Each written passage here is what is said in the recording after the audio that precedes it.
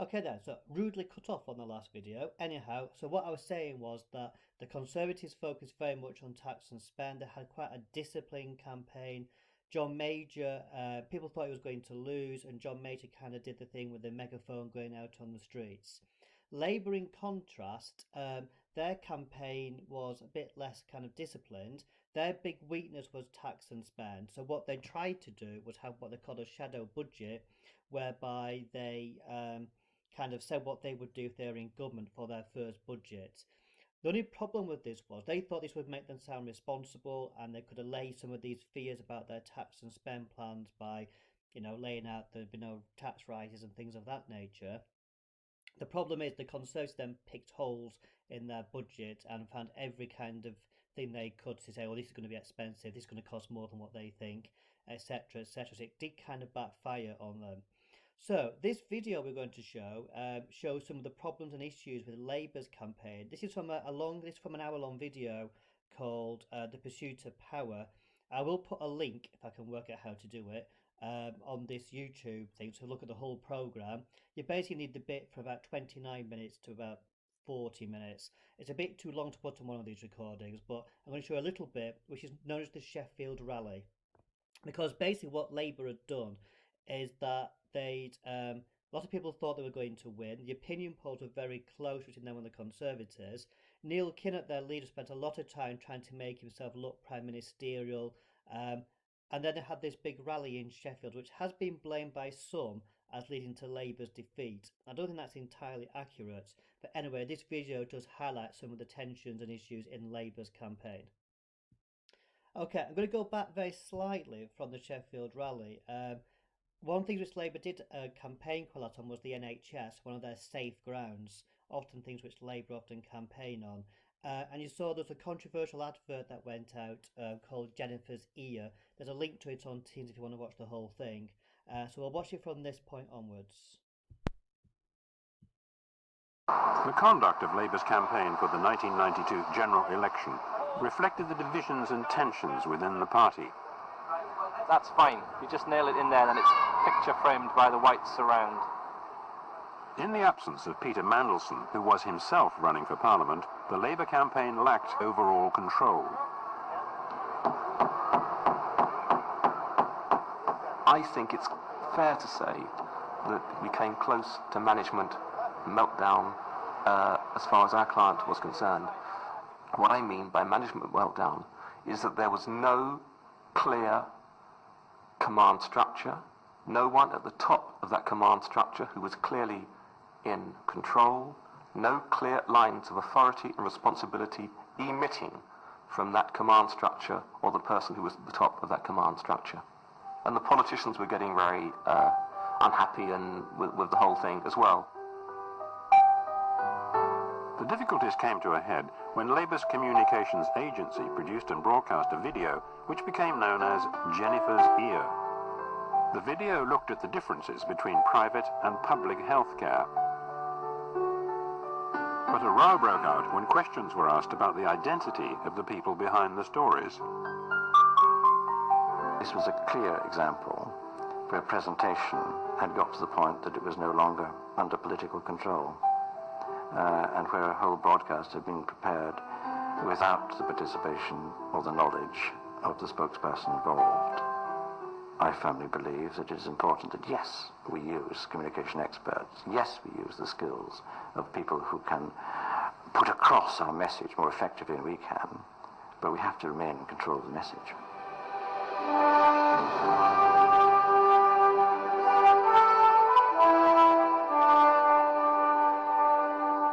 The triumph of the medium over the message reached its zenith in Sheffield the week before polling. The brief was simple, that we should have the biggest political rally since the war. And we did, therefore, from the beginning, look at big venues and that it was going to be a big event. There was no question of it. We decided very early on that we would give a three-line whip to all the shadow cabinet to be present, and I asked for a budget of £150,000 and was given it. And now it's time for us to move outside the arena Neil Kinnock arrived in a helicopter, which we saw on the big screen, and we saw him get out and walk across and get into his car. And then the screen showed a sequence of the campaign so far, which gave him a chance to drive round this huge arena. Here, inside the Sheffield Arena, Neil and Dennis Kinnock. He made then a grand entrance from the side of the arena. He then made a relatively short walk to a sort of royal box, which was right at the other end facing the platform.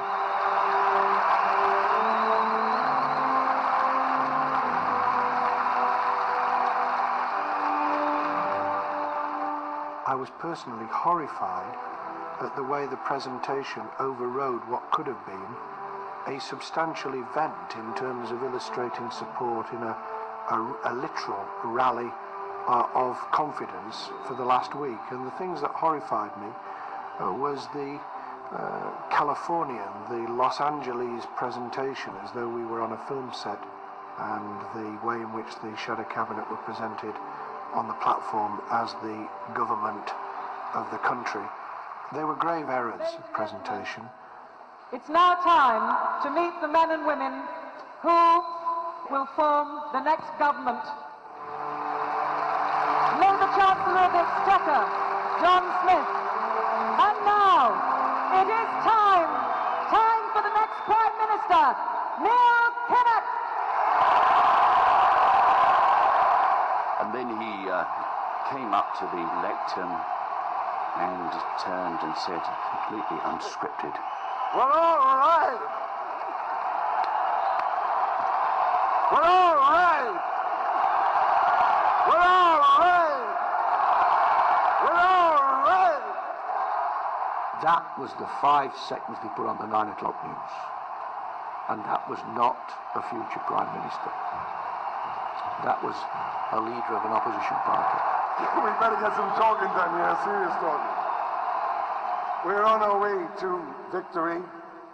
In 9 days' time, Britain will have a Labour government. This roar hit me. And for a couple of seconds I responded to it. And all of the years in which I'd attempted to sort of build a fairly reserved and starchy persona, for a few seconds they all slipped away.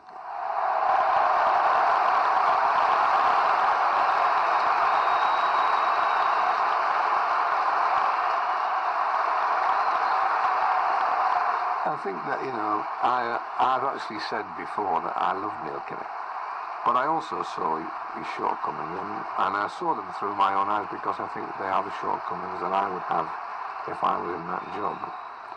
And they were the shortcomings about a kind of very ordinary guy with very ordinary instincts that hadn't really been tamed, if you like, even by all the political advisors. So on occasions like that, there was always the chance that he would do something that the average football supporter would do. And he did it. And he did it more than once. And people used to go, "Oh my God, no, Neil, you haven't done that again." Thank you all for coming tonight and helping to make this a truly memorable occasion. Had Neil been able to follow his own instincts, had he not been surrounded more closely with people who were telling him different things, I think he would have been able to respond more easily to what was happening outside.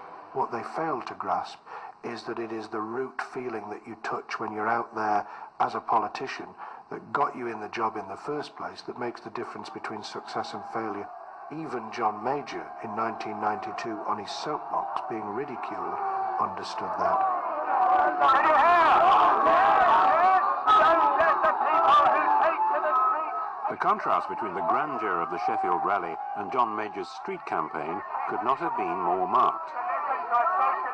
Labour, the party of the masses, found itself fighting a Conservative leader who made the most of being a man of the people.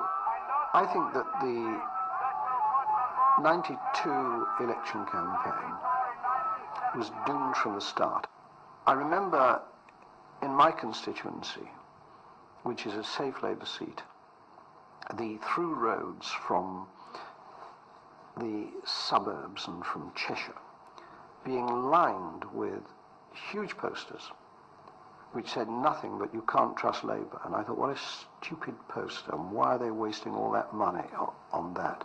It was the cleverest political poster that there's been for very many years, because what it was doing was drawing on an emotion which was present in the minds of a great many people.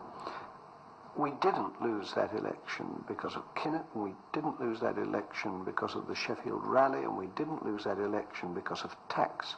Kinnock, the Sheffield Rally, and tax were all outward symbols of "you can't trust Labour," and that's why we lost.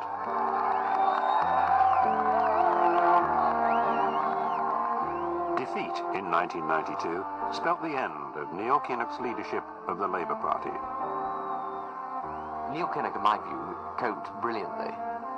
There was all the same nonsense about, it's an elite running the party, he's too authoritarian. I mean, heavens above, the Labour Party was in a state of disintegration when he took it over. If he hadn't exercised some control and authority, the party would have fallen apart.